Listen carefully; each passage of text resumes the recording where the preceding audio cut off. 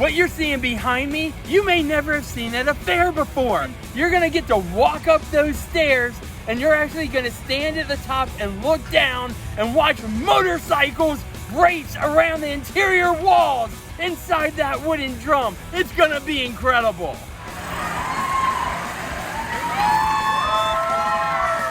We know what you really want behind the scenes. We've talked with the crew at Wall of Death and give it to you.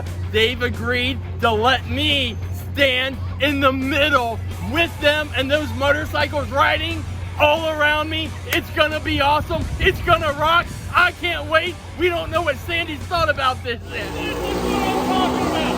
Two riders, Wall of Death at the same time. Look at this. And here I am, dead center.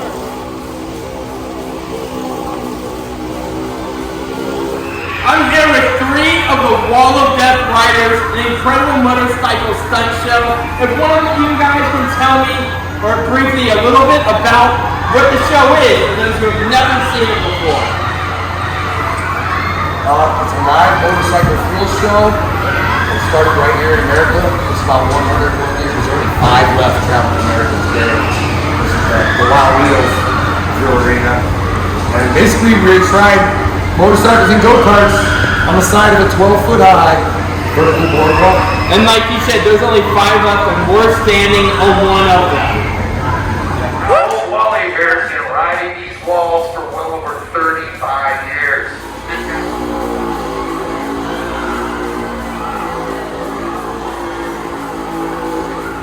So a woman, Samantha Morgan, who was world renowned, taught me how to ride.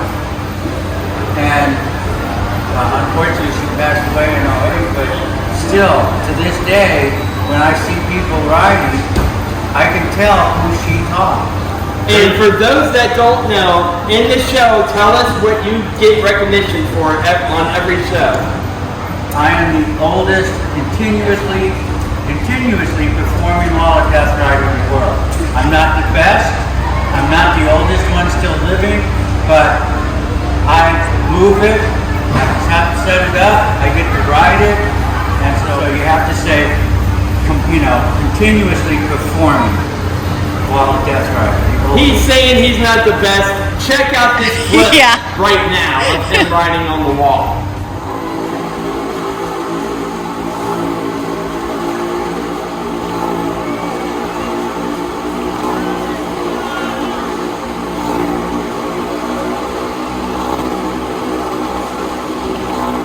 It's showtime down here at the Thrill Arena. Crazy riders, crazy drivers, motorcycle maniacs on the loose, defying all the laws of gravity and sanity for your entertainment pleasure. That's right, it's not a trick, it's not an illusion, no strings, no wires, no sticky stuff on the tires. We actually do it, folks. We ride antique Harley Davidson motorcycles and custom racing go-karts on a straight up and down 12-foot high wood board wall. That's right. Walls as straight up and down as the walls of your very own home. Only we've taken out the corners to smooth out the ride. Step up, step in. The big show's about to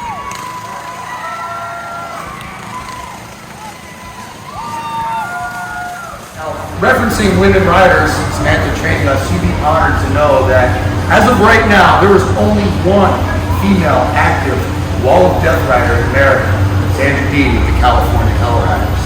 All right, so pretty soon, we're hoping that this young lady becomes part of an even rarer group of wall riders. I think there's less than 400 women riders throughout history, and we're hoping that real soon this young lady right here, Miss Philly, is going to become the second active Wall of Death rider in America.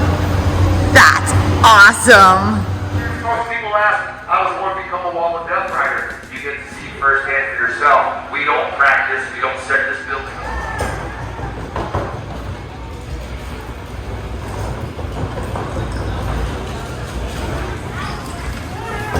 So something that I learned today during the show is when we came out to the fair in the beginning, you were on a bike with pedals. And now, 10 days later, you're on a motorcycle. Your training, is it true, is active in front of the audience. Yeah. during Everest shot. We don't ever set this building up outside here because it takes a lot. It takes how many grown men? 6 to 8 hours. Yeah, a lot of strength behind it. They're as heavy as they look. The whole thing's a big puzzle. So we don't ever set this up unless we're performing. So how did it feel knowing that that was your training, was a live training every single time? It helps. I mean, it's nerve-wracking too, but it helps because of the pressure, you know? So You feel the energy of the crowd? you feel the energy of the crowd. Yeah, you don't want to bust your butts in front of them either, especially at the carnival. You might scare some kids up there, but you know, you feel the pressure, and I mean, you kind of got to get used to tuning them out at the same time. So like, no matter what's going on in your life, in here, you got to tune it out, and it just gets you used to that, and just thinking about what you're doing. So it's helpful. Awesome.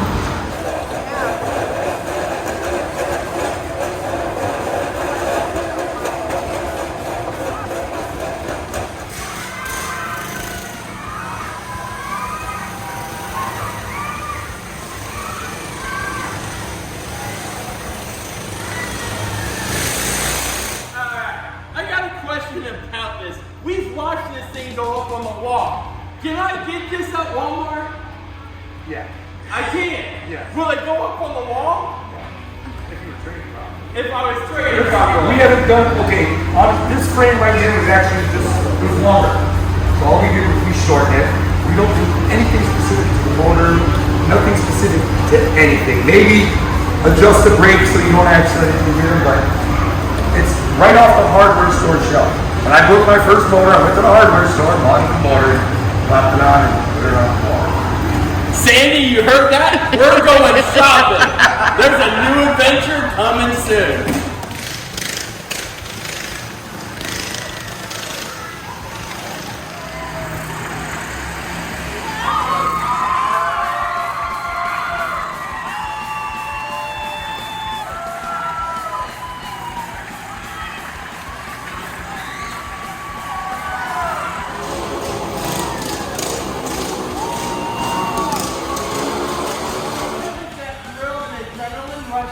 When you two have both vehicles up on the wall at the same time and you hear the people screaming, and how can you maintain that speed and not crash? Well, you get used to the speed, right? But for me, when we ride together, I got a good buzz on, okay? It's usually when you have multiple shows, your adrenaline builds up. When you go around, and we're walking, you know, we ride by the sound of each other's motor, but we're also watching the crowd. And the things that you see at the very top of the wall, the little kids smile, the parents are jumping back, you know, and we don't, here we usually ride side by side for a couple laps. And then we'll drive above and below, we crisscross, and we do a few dips and dives, so we both go right up to the cable at one same time. So it's kind of like, I don't want to say ballet, but it's a dance, you know. We are moving back and forth, and I don't think you can be more free than you were doing it. There's nowhere else in the world you can feel like you kind of like grinding on that wall. There's just, you can't describe it.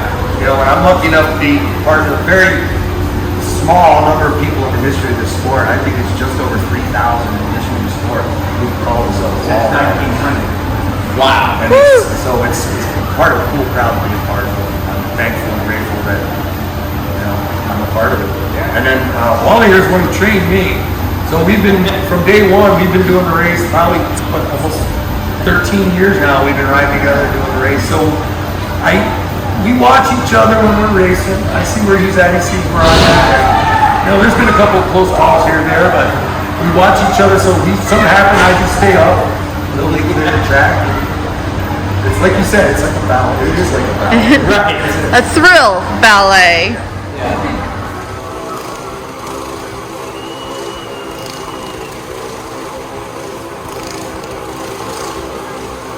For all the girls up there that are watching you going, I don't want to play with Barbies. I want to do what she's doing and be a motorcycle rider. What do you have to say to them being this new role model in this age today? Well, they're a lot more fun. Motorcycles are way more fun than Barbies. And I dress my chopper up just as much as I dressed Barbies up when I was a kid, so. Rock and rollin' choppers. There you go. Did you see that? Was that real? Did that really happen? Wow. You're not going to want to just see this once. No. We Not twice guarantee, even. yeah, you're going to want to come back and see multiple shows of these motorcycles doing this wall of death. It's incredible.